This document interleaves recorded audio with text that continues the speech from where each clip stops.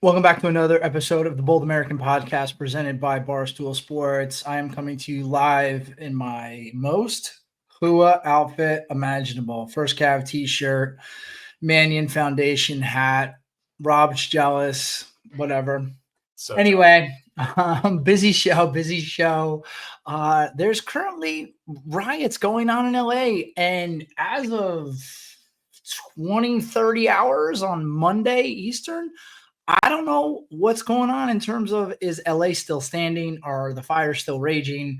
It is a fluid situation, a lot going on there. So we're obviously going to dissect that. Trump, Elon, womp womp, breakup city right before the summer. Maybe they wanted to be single for summer. I don't know. Right now is June and it is Pride Month. And there is something I've noticed this year with Pride Month that I wanted to bring to your attention and get your thoughts on that. And then I just want to talk a little bit about life and what everybody is doing in terms of their entertainment. But before we get into all of that, last 72, Ryan, Rob, how are we doing? Folks, we are coming up on Father's Day. What does Father's Day mean? It means golfing. And this golf season, are you looking for an easier way to get on the course? We've got you covered because the Barstool Golf Time app makes it easy for golfers to find the best tee times at the best prices. So stop searching all over Google for your next tee time or going through the hassle of calling courses and talking to a pro shop. And no one likes to talk on the phone these days. You can search multiple courses in your area from one app and get your tee time set within seconds. With every action you take in the app, you earn rewards points, which can be redeemed for free merch in the Barstool store. A lot of great new Barstool golf dad, girl dad, every different type of parent merch these days. Check out the store. Anyway, we have a big promotion going on right now. If you play at least one round of golf between now and July 13th through the Barstool Golf Time app, you'll be entered for a chance to win a free stay for you and up to 7 friends at the Riggs Cottage on Pinehurst number 2. Yes, folks, the Riggs Cottage. It is as awesome as advertised. So the more rounds you play, the more entries you get. All you have to do is get at least one round in, and you're eligible to win the golf trip of a lifetime.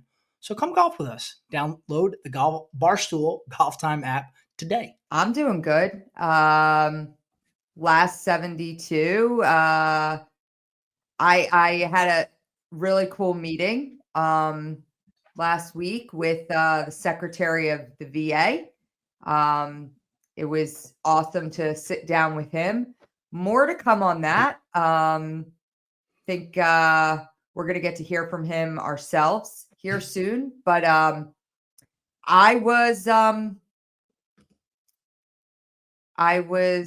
left the meeting very optimistic, I will say. Okay. I think he's a good pick. I didn't know much about him before he was picked as VA secretary. I feel like that's pretty good. I think a good approach where you go into a meeting. Obviously, you want to prepare for your meetings, but sometimes I think if you prepare too much for a meeting when you're meeting someone for the first time, you can kind of develop some preconceived notions, and then you kind of wall yourself off from maybe listening to what they have to say. So these days, with everything that's out there about public figures, it's almost, in my opinion, maybe better to go in blind. Yeah, and I think, again, as a cabinet secretary and, somebody who, gosh, he's got a big job and he's got a system that needs some fixing, and he's super authentic. He cares. He's a veteran himself, which that's important. Yeah, is super important. It was a great meeting, and then just hung in my happy place after that in Avalon, New Jersey for the weekend. So all good stuff. How is the shore? Are you still? Let's break this down a little bit, because I don't think everyone's super familiar with the shore, because they either just watched the television show 15 years ago and came to their conclusions, or they think of Atlantic City, or maybe they see some things now on social media and they don't really get it. But I'm just kind of curious for you, what is the shore? Because I don't think you're raging at bars every night, all night. You're not at the Princeton going nuts. So sometimes I'm at the Princeton, but all right. I'm not trying to not trying to age you out of the Princeton, but I'm just saying, like, I feel I like think you just did, but no, I mean Avalon is Avalon, if you're unfamiliar with Avalon and Stone Harbor, it's a 7-mile island. It's very small. It's very family oriented. It is nothing like you see on the show Jersey Shore. And listen, if I'm by an ocean, I feel at peace. So put me by an ocean, I feel good. But Avalon has great vibes. They have a great nightlife for all ages. From 21 to my age of 35. But well, I think that's what's great about where you are at in your life with your children. They're of an age where you don't need a babysitter anymore, which is nice. I don't. You can go do your thing socially. I thought I came home early on Saturday night and I beat one of my daughters home. So, Was it 3 a.m.? What's that? How long It was a little earlier than 3 a.m., but it was about 2, and I was still waiting for one to come home. So, Wow. All right. That's aggressive. I wasn't raging. I was at Fred's Tavern. Like I was at I love Fred's. Yeah. I love Fred's. So, it wasn't like Fred's a is rage. a spot.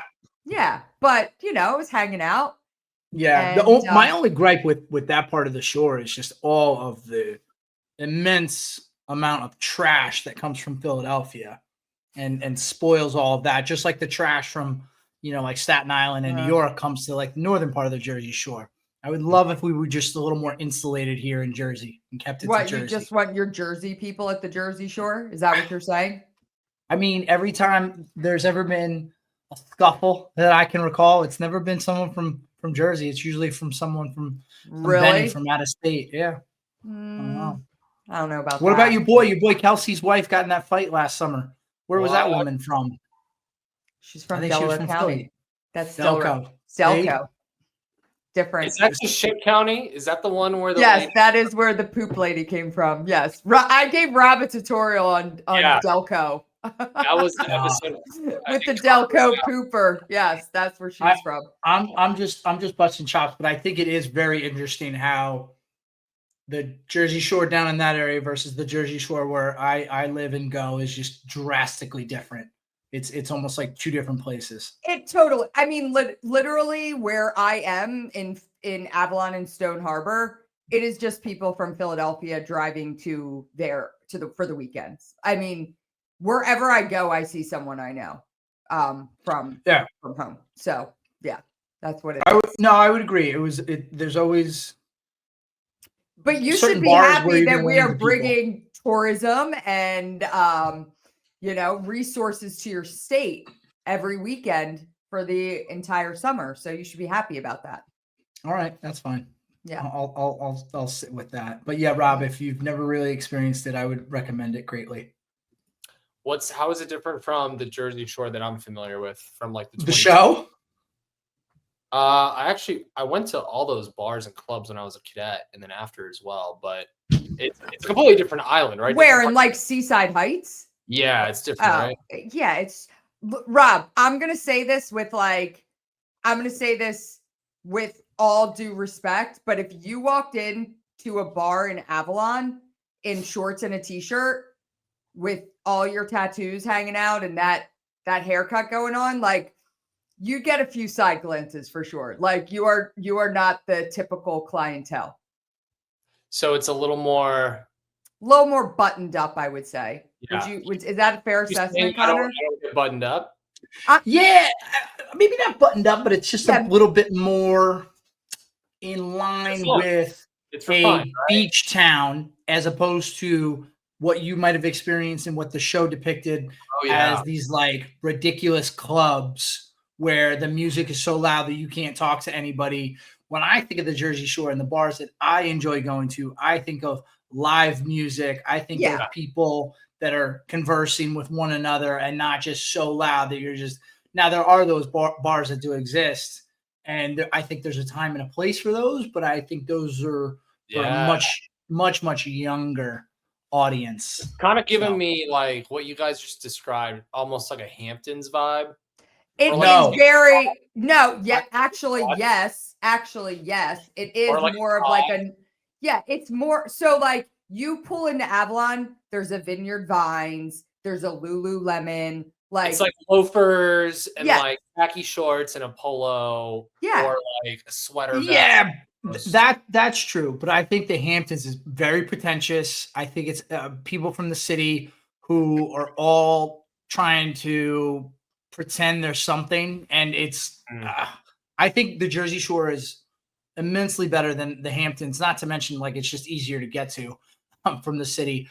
But I think the Hamptons is trying to be some. It's like everyone's aspiring to be something more than they are. Whereas the Jersey Shore, everyone's very happy with who they are, More authentic. and A little That's more fair yes, they're assessment. authentic. Yes, Yeah. and they're enjoying themselves. And I didn't Yes. mean that as a knock on you, Rob. I was just trying to Oh like no, yeah. if you walked into Seaside Heights bars, no one's gonna bat an eye at your look, you know? I'm just No, saying I get it. Avalon and Stone Harbor, it's a little bit It's a more country club I kind of. mean, yeah. well, I mean, if you just look strictly like some of the most expensive real estate, not just in Jersey but in the country, it's Stone Harbor, it's Avalon, it's Yeah. Seagirt, it's Spring Lake, it's these towns that we're talking about, not Seaside Heights. Yeah. So I live in a shack there, just so you know. Like Do you Airbnb it then, or what do you do? Do you have a family no, townhome? I think she's being facetious. I've never been to the house, but I feel like there's not too many shacks. well, Yeah. there is, and I own it. Okay. Okay. So just so you know. Wait, so do you have a house and then your family has one as well, or you're talking about? No, my I'm sorry, I'm dad airing has out your one. business. Okay, yeah. No, all right, my dad cool. has one, and then I have one. I- Okay, all right. That's what ultimately what I My was dad's asking. is not a Okay. shack. Mine. That's what. See, I didn't realize you had a separate house from your dad because I was thinking to myself, retired colonel does well for No. himself. When Carries you see himself. like when I post pictures of like the boat and the dock, that's my dad's place. That's Okay. not my place. Hey, Just listen, so there's we're nothing wrong clear. with that. There's Yeah. nothing wrong with that. You know, he earned all of that, and you get Exactly. to reap the benefits as part of his family. There you So go. that's very cool. So anyway, yeah, Rob. Clearly, we can talk go. about the Jersey Shore. We for- gotta for go. a I long- gotta go. I gotta go. It's been like 12 years since I went, man. I gotta go back. Oh, and yeah, if you went the last time to Seaside Heights, it's a very different vibe where Ryan and I hang out, even in our different north and south, southern parts there. But anyways, definitely worth the trip and definitely different from what you've experienced. But anyway, how was your last 72? We didn't see you last week. Yeah. What's going on? Yeah, busy times at the full-time job, which is a whole nother conversation I'm not going to get into, but things are good. We're moving on. We have baby girl due here in about 2 weeks. Ooh. And I didn't so, realize it was that soon. yeah, right. It's around the corner, man. And so this past weekend we just did a baby moon at Lake Las Vegas, which is like our little resort town to go to along the water. It's like a man-made lake that feeds into Lake Mead, but it's beautiful. It's like, you know, we're in Vegas. We're like 5 hours from the coast, right? Like Laguna, LA, San Diego. It's all like 4.5, 5 hours away. So we just did a staycation here. I love to paddleboard, so I tried to disconnect off my phone as much as I could. It's fucking impossible these days, but I tried.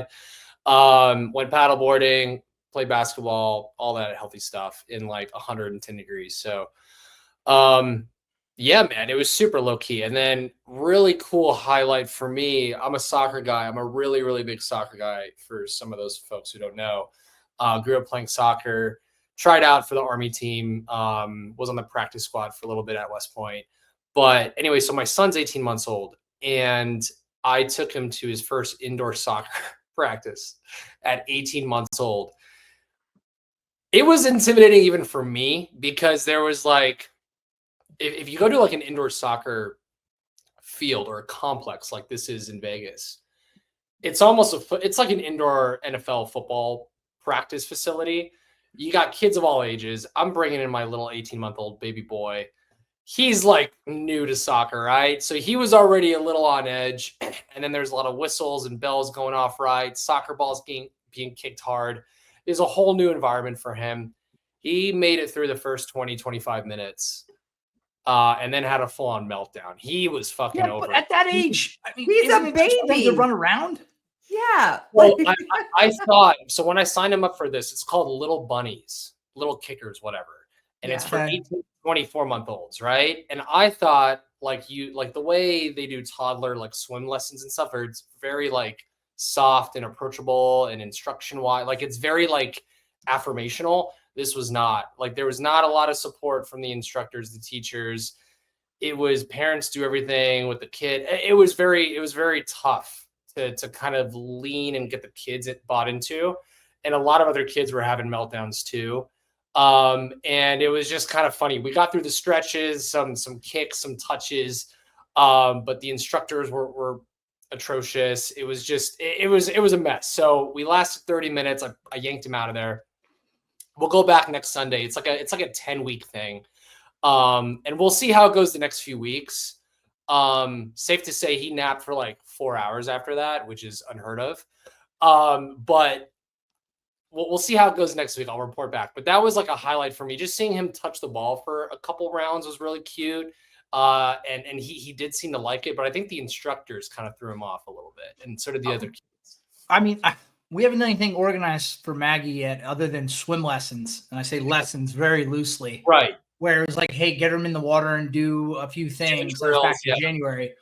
I can't imagine it would be overly organized at 18 to 24 months. I mean, So, it can't be. It's right. And you keep saying kids. I mean, he's They're a tough. baby. They're He's babies. a baby.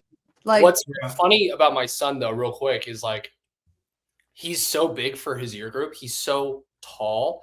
Where I was initially when I got into this indoor complex, unbeknownst to me, I was in the group with 3-year-olds, and my son is 18 months old, so his coordination, he can't speak really, right? Like I was like, damn, these kids are really good. I was like, Bjorn, you're gonna have a tough time, bro. Like, good luck.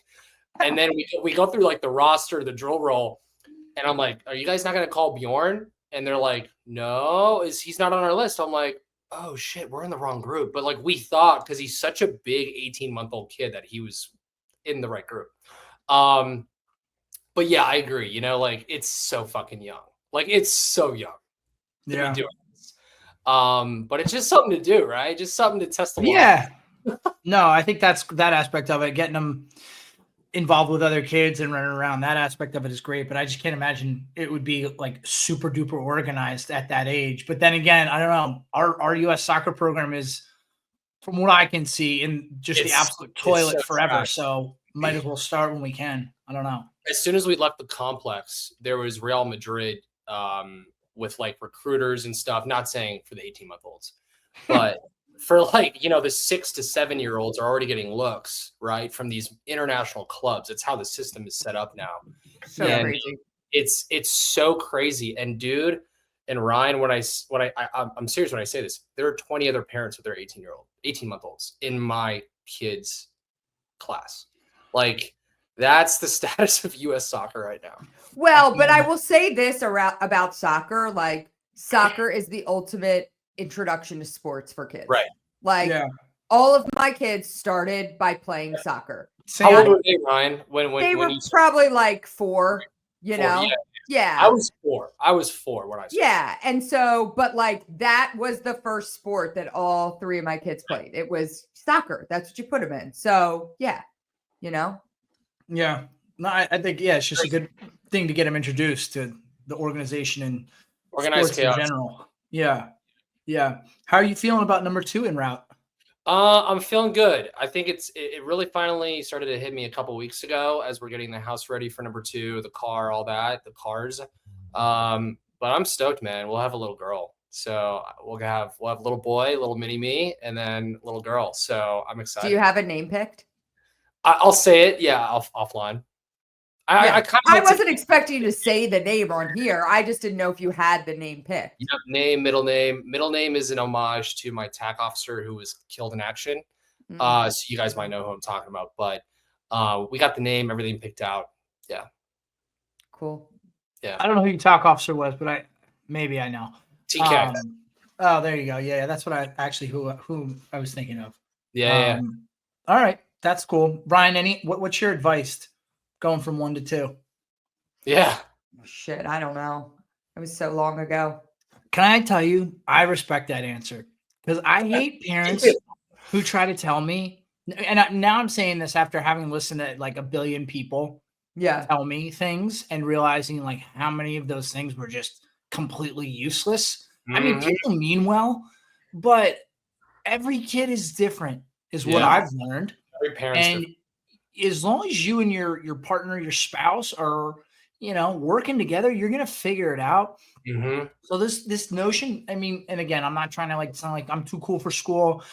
I I tell people like, listen, whoever is getting ready to have their first kid, don't worry, you'll figure it out. It's not as Yeah, scary as you'll be everybody fine. makes it out to seem. People make it out to seem like your life's over. You're never gonna sleep again. It's the worst thing in the world. Say goodbye to your social life. Like, yeah, things Yeah. change. Like, obviously, I'm not going out 4 nights a week like I did when I was 27. Sure, got it.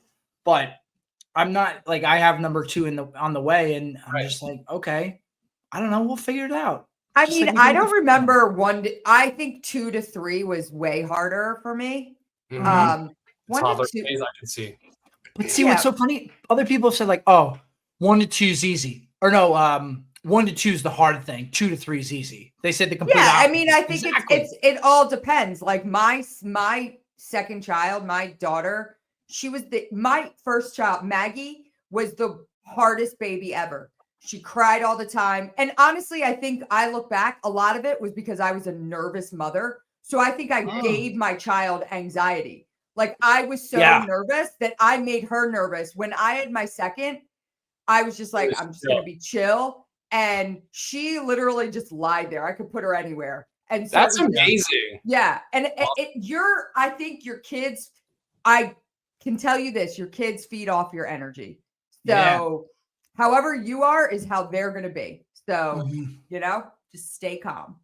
Yeah, Yeah. what I'll also say too about baby number 2 is, I was drinking heavily because I was nervous and anxious, drinking heavily when I had my son, Mm. and that was part of my life was just drinking every night.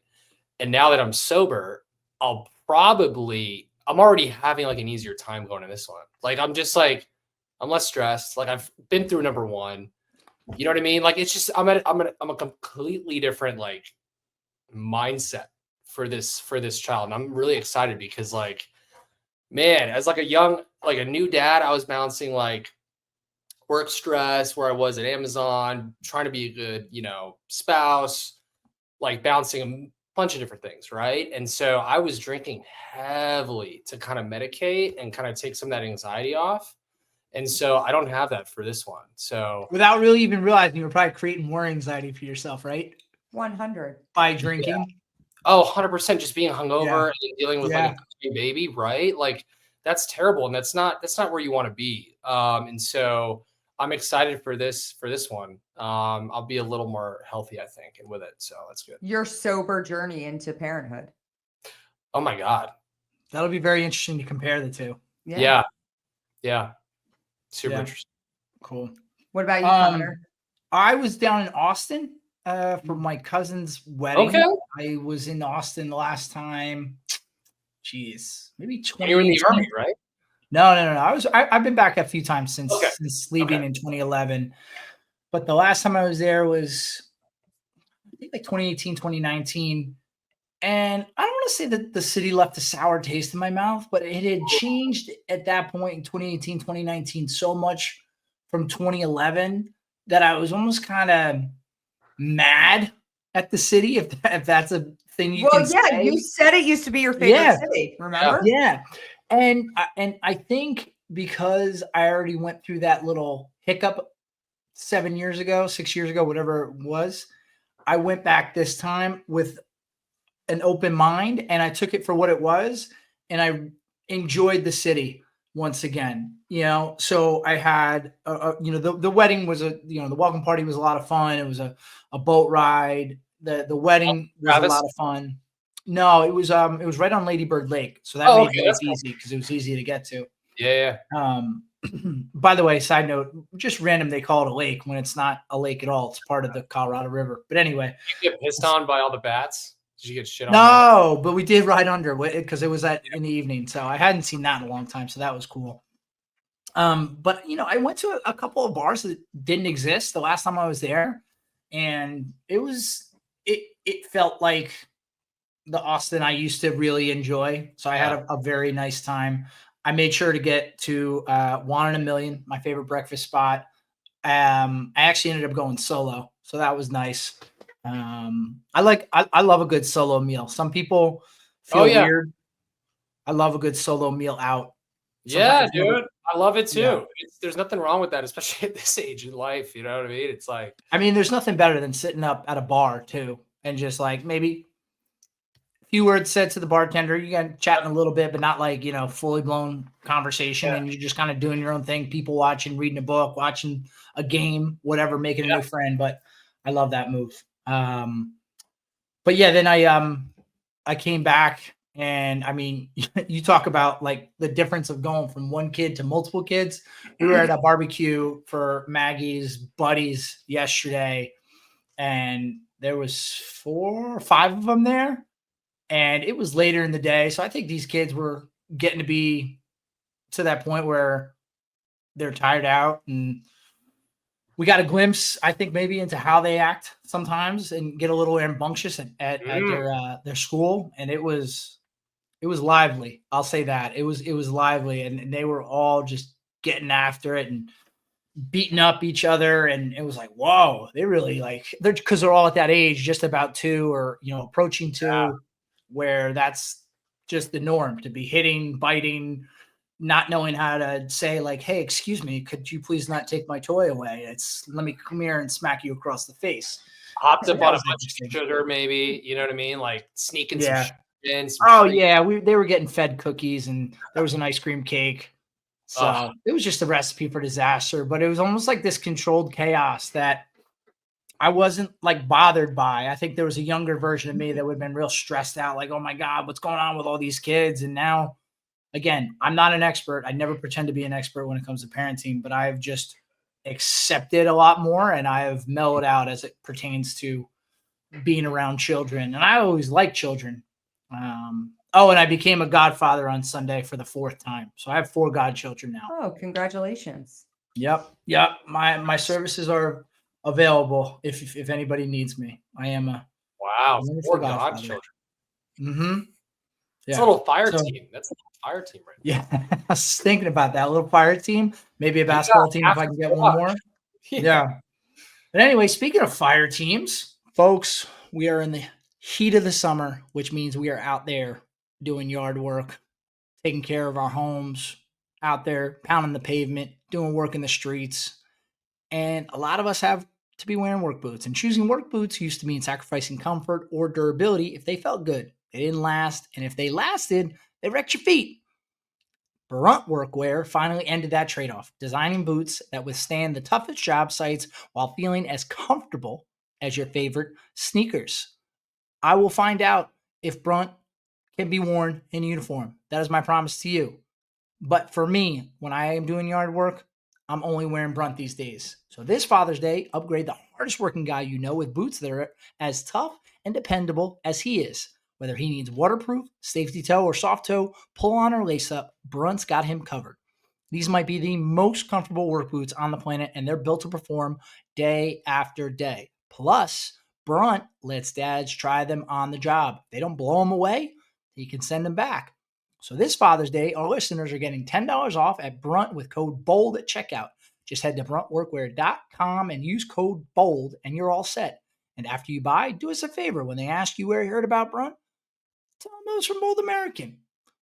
That is bruntworkwear.com, promo code BOLD. Yeah. Can Los Angeles catch a break? Let's jump into this. I mean, for the city of Los Angeles, that is just on the heels of having an entire section burned to the ground in a catastrophic manner, for them now to be experiencing riots on this scale to where public officials have said we've lost control and now we're deploying 700 Marines, the National Guard is there. I mean, where do you guys want to start? Because I mean, it's from my perspective, just incredibly sad that we're seeing something on this scale yet again in this country. So just curious, any direction you want to take it, what you're thinking about what's going on out there. Well, I think that let's pause for a minute to talk about why this is happening, right? Okay. So there's that aspect of it, which is, ICE comes in to do some mass deportations at, I think it was like 7 different locations. One of them being a Home Depot where migrants hang out to get day work. It's for me, it's really hard to like, I understand the objective. I think people acting surprised that we're sending in ICE raids. I think that's ludicrous. This is what the Trump administration said they were going to do. And again, they're fulfilling what they said they were going to do. But it's very hard to separate like the human side of this, because the fact of the matter is that, every person that is not here legally with legal immigration status is not a criminal, but there are many that are, and you hear about these tragic cases, which are extremely tragic. So I think, putting all of that aside, what's happening right now is, and the biggest thing that I'm having an issue with is I've read a ton of newspaper articles today. I've watched a ton of content around it. And you called it, you just said, let's talk about the riots. For every one time this situation has been called riots, you're going to see 9 other times where it's called a protest. And I've got a big problem with hijacking the word protest, which is a peaceful demonstration of power, right? And resistance. And what's happening, which is 100% violent riots. And that's what gets me like really caught up and really angry. And you see, I'm gonna digress and tell a story about the Trump's first presidency. His first presidency, inauguration day, I was invited to an inaugural ball. It was a military ball. Kyle Carpenter was the guest of honor there. I was sitting at his table with his mom. I was super excited about it. I went with Amy Looney, a Gold Star widow, and we were excited. Not anything to do necessarily with the inauguration, but more about that we were going to be at this military ball and there was going to be a lot of people there. We got to a certain checkpoint with our Uber where he couldn't take us any further because there were protests happening. And at this time they were Antifa was the big word, and that these were the people, and we were seeing like trash cans burning, and we had to get about 50 yards to our hotel. We could see the hotel. In between us were hundreds and hundreds of protesters. We got out of the Uber and I was like, just put your head, and of course we're all dressed up. We're in, beautiful gowns. And I said, just put your head down and let's just walk, and that's what we did. As we were walking through, Amy had a beer bottle thrown at her. I had a guy spit in my face, and we got through, we got into the hotel, we sat down, and we were so shaken up. We tried to like compose ourselves. We were sitting next to Kyle and his mom. We tried to like get ourselves together. We went into the bathroom. We were both crying. We ended up leaving because it was so traumatic. And wow. So I think there's a lot of paid actors that come out to these protests. If you see the footage today, all you see is, I don't know if you've seen any of like the aerial shots, but what's crazy to me is that they're protests on ICE raids, but there's 1,000 Palestinian flags flying. And so I'm like, wait, what's happening here? So again, I think it's disgusting. I hate riots veiled as protests, and it seems like it happens every single time. So that was a long diatribe. I apologize, but No, it's okay. It's an yeah, interesting perspective. I yeah, appreciate this story, and Yeah. I will just react to one thing you said. And then, Rob, I'm curious, just your overall big picture thoughts. I mean, the fact that you had beer bottles Yeah. thrown at you is just horrific. And when I think of this country and what this country is supposed to stand for and how we should feel in this country, that really just that makes me Mhm. sick. And I think that's disgusting. And I'm sorry that that happened to you, because that shouldn't happen to anybody, regardless of what you say or do. So I'm very sorry to hear that. But Rob, what did you think about everything you've seen the last, we'll call it 18 hours, 24 hours? I saw it kind of coming in on yesterday morning, right? On the way to my kids' indoor soccer practice. And I'm a pretty good parent where I put the phone aside and whatever, and just kind of handle my business with my kid at that time. Once we were home and kind of stable, I turned on the news and it just looked like, I feel like this always happens in Los Angeles. Like every 4 to 6 years or something like this, right? Like there's some Yeah, and you sort of, wonder like what's going wrong with Los Angeles that it's so susceptible it's to so this. susceptible. And to your point, and to Ryan's point earlier about the hijacking, like the Palestinian flag stuff, saw some trans flag stuff flying. Like, what does this have to do with like the illegal immigrants being deported by ICE? Like, I feel like these are all just coaxed, hijacked opportunities by certain individuals on the left, which then make it feed into their agenda. Now, there's probably some deportations that have happened by illegal illegal immigrants who have been here peacefully for 10, 20 years, right? That's probably like the odds are in that favor, which Mhm. is super shitty, right? But there still is a process in this country that you have to abide by if you want to be a citizen. And now maybe some of the tactics that are gone about by the Trump administration to remove these individuals could be a little chaotic and a little abrasive, but that's what half the country voted for, right? Like people are happy about that.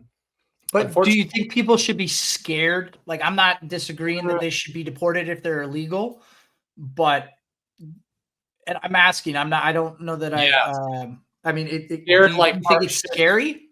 should people in Los Angeles be scared? very No, no, I'm true. talking big picture. I'm talking big Oh, picture.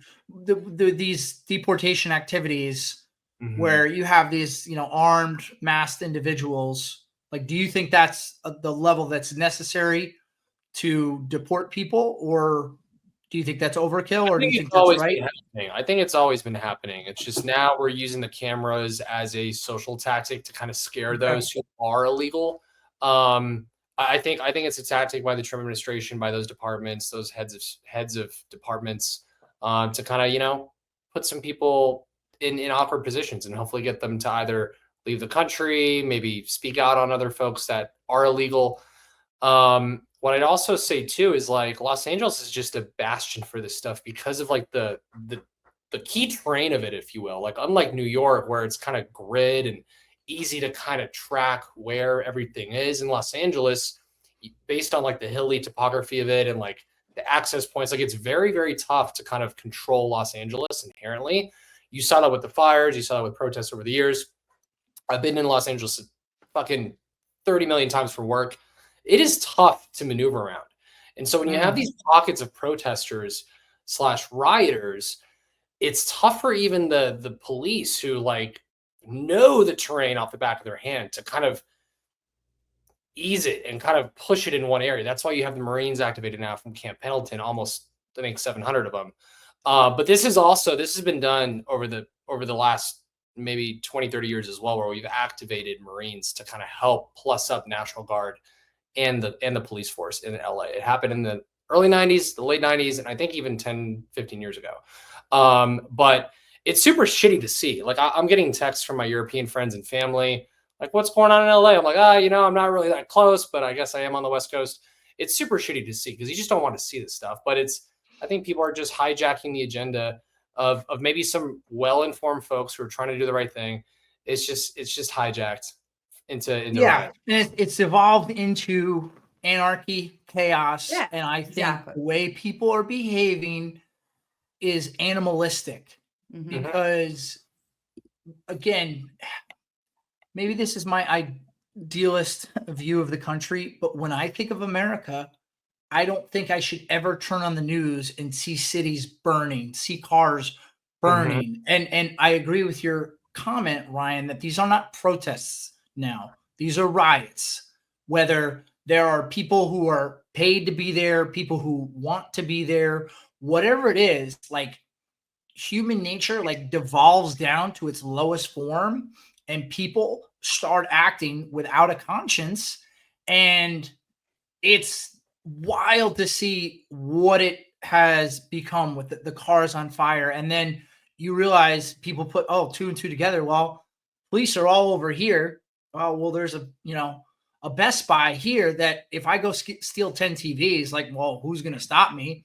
And Mhm. it's just horrible to think. And I'm also aligned with you, Ryan, when you're like, this has happened before, and I need to see the condemnation from both sides, right? Like, in my opinion, I was disgusted as an American on January 6th to see these buildings that are supposed to represent all Yeah. that is great about this country, democracy, freedom, and people roaming the halls of Congress and storming the Capitol. Like, I thought that was disgusting. So, and I'm on record as having said that that was disgusting.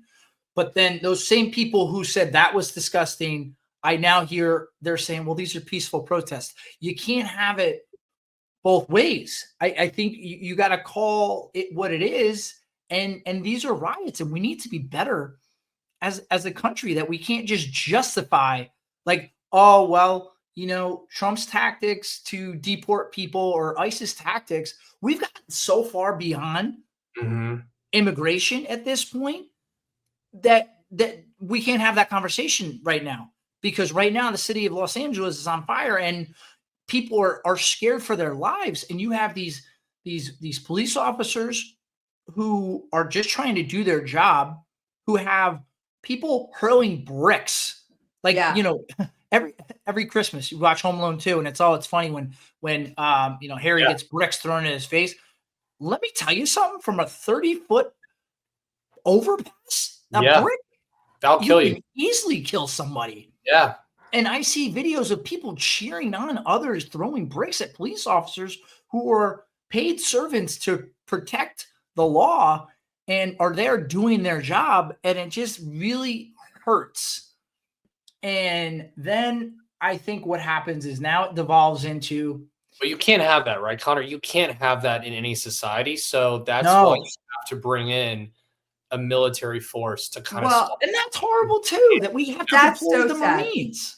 Well, I'll say something. When there were some riots that were taking place in Philadelphia, and I had a discussion with somebody that is very well educated, that we got into a heated discussion, and it was kind of the same thing, and it was he was calling it a protest. He was calling it protest. I was calling it riots. I'm like, look at all the stores that have been destroyed. Like, that's not a protest. Do you know the definition of protest? And I said, you can't agree with that. And his exact words to me were, sometimes riots are a necessary form of violence to make people actually hear you. And I could not believe that we were having this discussion, and that was his viewpoint. And so, to me, it's like, there are people that, again, we think it is just all these crazy anarchists. Like, there are highly educated people in this country who think that this behavior is okay and it is going to enact some sort of change. And You that's know what, where the Ryan? real problem lies. I'll add to that. So people like to send me screenshots and like information of uniformed military personnel publishing stuff on social media Yeah. in a politically charged environment. So Mhm. I've received no less than 10 screenshots of West Point graduates or Army officers or military service personnel in uniform posting in favor of these riots Yeah. on their Instagram and on their Twitter, Yeah. which to me is fucking nuts. I- Nuts. Let's break this down. Okay. If a bunch of people that you didn't know came into your home, Ryan, Rob, and started breaking windows, lighting your furniture on fire, ripping your pictures off the wall, destroying your entire house, I have to imagine you wouldn't love that, Mhm. right? What regardless of that, what their reason, I have to imagine you wouldn't like that. Well, now just extrapolate it. This country is our home, all of our home, and people are content to destroy it under the guise of it's justified because we need to get people to listen. That's, in my opinion, not how this country is supposed to operate. And that's what I get ultimately very upset over is people are claiming that these people are desperate and this is a last resort. Okay, let's say that's true and they are desperate and they're acting in a desperate way. Well, what are they now accomplishing Mhm. about immigration reform Nothing. This by is just destroying about the city of LA? this is just LA burning to the ground. And actually, think about it. Think about the last time a protest has not turned to violence. Like, I'm trying to think in my head the last time.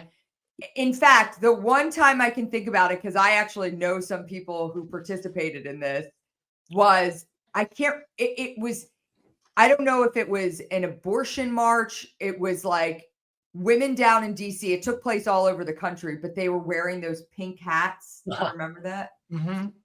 I don't think there was any violence there. So maybe it's just that like the females know how to protest the right way. Men just don't know how Maybe. to do it. They just turn to No, violence. I wouldn't disagree with that. But then Yeah.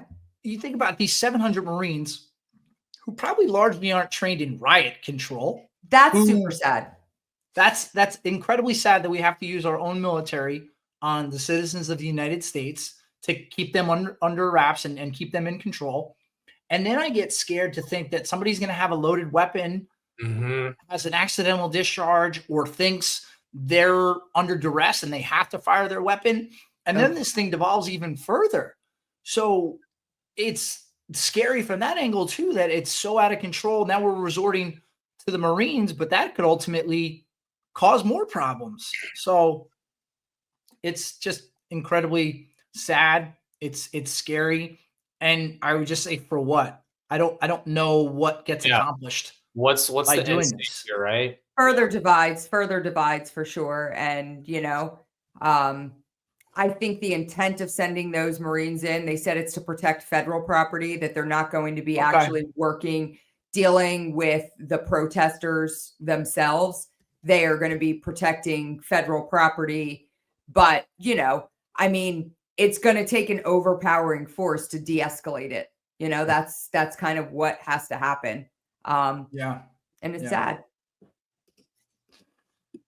Every few years, guys, this always happens. It's There nothing. has to be a better way. It There has always to be happens. 4 years, it'll a happen better again. way. Well, that's the thing too. It's like it this could devolve into a very different conversation, and I don't want to continue to go down this rabbit hole. But overall, I would say I wish, and I hope this doesn't come off as me sounding naive, but I wish we didn't have to experience these things in this country because we are supposed to be an example to the rest of the world, and I think what's going on right now would be the example of what not to do if you Mhm. don't like what's going on in your country.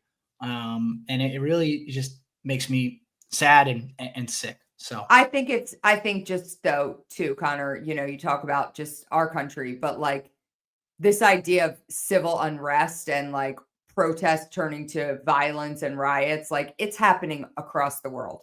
Like it is, it is, but I just it's wish it sticking wasn't out. happening here.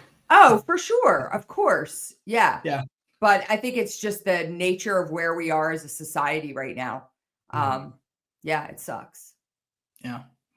All right. Well, we'll keep an eye on it. Hopefully it doesn't get worse. And we can Hey, good get luck through to this. those guys and gals that are going to protest against the Marines. You know what I mean? Just like, good luck with that.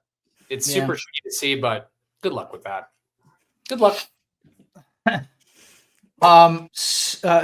Two more things that we just hit on quickly because we talked about that for quite a bit. Trump and Elon, public breakup. It's like middle love the school. The That was memes are one of those hysterical. things where I legit texted my buddies, and I think we texted too. I was like, yo, Trump Elon on Twitter. Like, we all kind of were like, yo, oh shit. Like, we all saw this coming though, right? Like, it was going to happen. This relationship wasn't destined to be a long relationship because I just think there was a video on TikTok, and it was just different videos of like Trump and Elon together, and it had Silver Springs playing in the background, and and like when Stevie Nicks like, you'll never get away from the sound of a woman that loves you, and it's just like and it's Trump looking at Elon, and it was so good. Oh, I loved it. Yeah. I mean, I just think, and I don't think Elon is a public servant, but elected officials are, public servants. And what we have reached in 2025 is that public servants, quote unquote, care more about their own egos. And this is across the board. And it just doesn't add up and make a recipe for success and mature conversations. Because you also have Elon, who's, driven by his ego as well and all that he's accomplished. So you have two really strong-willed people who are going at each other, and ultimately Trump's going to say, well, I'm the president and get out of here. So what does Elon do to that? I don't know. I think there's almost more to it than that. I think Elon, all bright and bushy-tailed, went into this thinking he could solve the government deficit. Once he got in there and he saw the Trump administration and members of Congress and the whole government entity, the way it runs, he started to get stonewalled, and he started to have a difficult time because the government itself and the federal spending is not a fucking business. It's the government. You're going to get a lot of no's and a lot of get the fuck out of here. And Elon did not like hearing that, but that's how it is. That's how it goes. No, you're right. I think he came in expecting and wanting to be the savior, and then 6 months in, he's like, I can't sucks. Yeah, I'm gonna go back and build more Teslas. I'm gonna build some more rockets. Help my stock do that. Yeah. But there is something to say. I was kind of looking at this from the idea of like, when you say, Trump says this is what I'm doing, I'm the president. Like, I mean, he is. Yeah. And so I looked at it from like, in my organization, we kind of have this thing where with our senior leadership and we're making a decision. I don't necessarily agree with every decision that my COO makes. And there's some times where our president and COO are like, no, this is the right decision. And I do what we have all learned to do. You disagree and you commit. Right? Oh, Amazon leadership principle right there. Is that an Amazon leadership? Oh God. Bezos, Amazon leadership principle. I mean, but it is very helpful because there are times where I'll push back and I'm like, listen, I highly respect my COO and my president. And if they both think this is the way we're going, and vice versa, there's times where our COO is like, and he's like, but okay, I'm going to disagree and commit on that. And I think at the end of the day, like, I mean, when we talked about, every time we talk about Elon, like, he's a weird dude. I've said it 1,000 times. This was bound to happen. And again, his ego got involved. He thought that he was going to get yesed by Trump every step of the way because he thinks he's the most brilliant man on God's green earth. He's procreating, thousands of children because we need 1,000 more Elons. Like, no, sometimes not everybody's going to go with the way you think it's going to go. And for him to blow up the way he did on Twitter, I was like, I would never, ever want to work with someone like that. Ever. Listen, I don't want to generalize, but I know guys who have multiple children with multiple wives, and that's just the stupidest thing ever. I don't know that you can really trust somebody like Elon who has so many children with so many different women. That's just headache after headache. I don't know why anyone would want to do that. So Well, he wants maybe that was foreshadowing. because he's I the feel like smartest man in the world, you know? the whole thing could have just been not on Twitter. The Epstein tweet got deleted, right? Like he deleted it 2 days later. Like the fact that they're tweeting and then deleting, and I'm sorry, I'm laughing. I shouldn't be laughing. These are people that have a lot of influence and power in this country and in the world for that matter. But when you just like take it at its face value, it's like, oh, that's something that if I was maybe 18, I would see, or 17, I would see, and on social media from friends.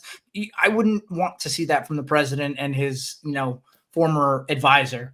So Yeah, it's crazy. unfortunate. He'll probably be in the Oval Office in a few weeks. They'll like kiss and make up. I don't think so. I think it's over. I think it might be. It might be. It might not be. We'll have to wait and see. But I'm calling it. I think by Labor Day. I'll bet you $100. I'll bet you $100 right now. Let's do it. Deal. All right. Cool. Some lighter topics really quickly. Tell me, what are you guys watching on TV right now? Movies? What are you reading? Tell me what is giving you entertainment outside of your busy lives. I want to hear it. I'll go first. Fine. Okay. Just finished, and I'm all caught up on Your Friends and Neighbors with John Hamm, which was unbelievable. Especially in the New York City, greater New York City, Westchester, Jersey area, where those sorts of people. I'm not saying I live that lifestyle, but I know of those people, and so the show kind of hit home in that way. But even if you are from anywhere else, I thought it was a really good show, so I recommend that one to anyone else. And I just started. Wait, tell me what that was on again. You told me Apple. Okay. Apple. And then speaking of Apple, I enjoyed the studio. Some people didn't, but also there's a new one with Owen Wilson called I'm starting that tonight. Thick, where he's a former pro golfer and kind of takes a young golfer under his wing. I am almost ready to start that. And then also on Prime, there is Better Sister with Jessica Biel and Elizabeth Banks. And that's like a murder mystery whodunit, and they're sisters. And it's an interesting take on a familiar topic. So far that's been very good. Is that Justin Timberlake's wife? Mm-hmm. Jessica Biel, yes. Yeah, she kind of annoys me. I don't know if I'll watch Okay. that. I started watching her. I had a crush on her when I was a kid because of Seventh Heaven. Do you remember that show? Yeah. Yes. Oh, dude. And I mean, speaking of Seventh Heaven, there was a documentary on HBO about the dad from Seventh Heaven who turned out to be a complete pedophile. Crazy. Yeah. And I'm having a tough time watching that because it's just so sad, man. It's so fucked up. But anyways, shout out to Seventh Heaven. Now I'm a little sad. Are you guys watching anything else besides what I've just rattled off, like 12 shows? I watched Mountainhead last night, that Steve Bro movie, and it was just such a waste of 2 hours. Like, I feel like too many movies these days are just a waste, and it's unfortunate. It's just like really good casting, but just terrible plot, corny one-liners and scripts. Like, don't waste your time. Okay. All right. Well, I don't watch a lot of TV, so Ryan's an intellectual. So I don't watch TV. I'm not. That is not to Avalon Island, and I drink. I go to Avalon and we drink Sancerre and we discuss world issues. I drink Michelob Ultra. I don't drink Sancerre. Give me a break. No. I don't say it like that. I just don't watch a lot of TV. If I have music on almost 20 hours. Like when I'm awake, I'm playing music. If I'm not on a call, but when I go to bed at night, and this is like, I don't lie down and I'm like, I'm going to watch a show before I go to bed. Like I will watch a show as I'm falling asleep. So I have trouble getting into new shows because I know I'm probably going to fall asleep before it's over. So like, I'm guilty of I've watched The Office 17 times all the way through. It's a comfort show. Yeah. So currently I am watching, Connor, you'll probably like this. I'm watching The Real Housewives of New Jersey.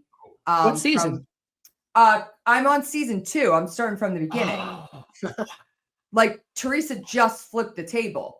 Oh my God, So we have yeah, so much to talk about. yeah. And so like, and I get a lot of entertainment from that. And I mean, honestly, I was like really excited. I was like, oh shit, I got to record Barstool tonight because I was excited to hop into bed. And, I'm Melissa sorry. just entered the show and cousin Mhm. Kathy Wakili.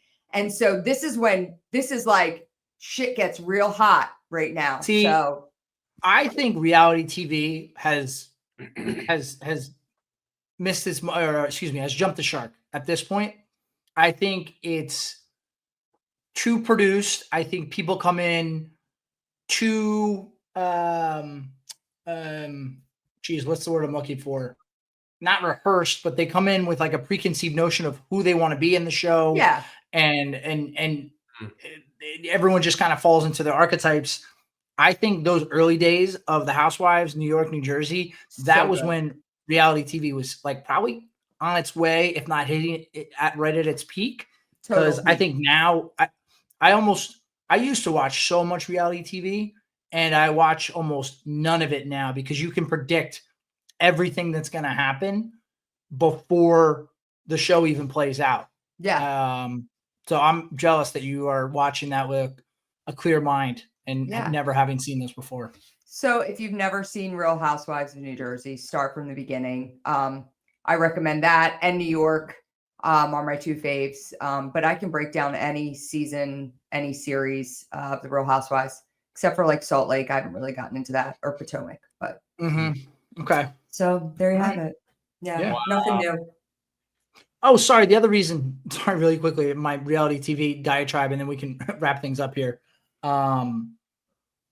Back in the day, we didn't have exposure to everybody as much.